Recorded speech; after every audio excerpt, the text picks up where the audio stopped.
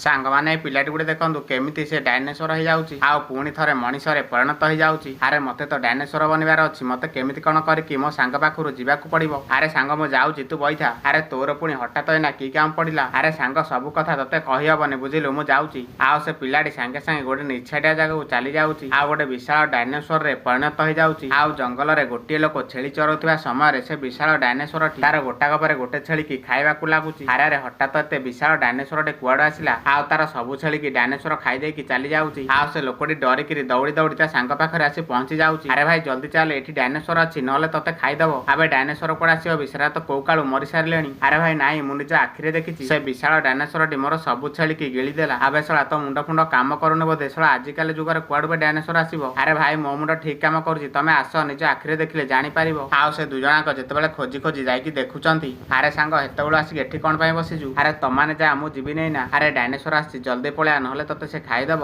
ଆରେ ଡାଇନୋସର ଆଉ କିଏ, ମୁଁ ନିଜେ ଡାଇନୋସର। ଆଉ ତା ସାଙ୍ଗ ଯେତେବେଳେ ଗୋଟେ ବିଶାଳ ଡାଇନୋସରରେ ପରିଣତ ହେଇଯାଉଛି ଆଉ ଏ ଲୋକମାନେ ଦେଖିକି ଏକାଥରକେ ଦୌଡ଼ିକି ଚାଲି ଯାଉଛନ୍ତି। ସାଙ୍ଗମାନେ ଆପଣମାନେ ଯଦି ଡାଇନୋସରକୁ ଡରୁନାହାନ୍ତି ତାହେଲେ ଗୋଟେ ଲାଇକ୍ କରିଦିଅନ୍ତୁ।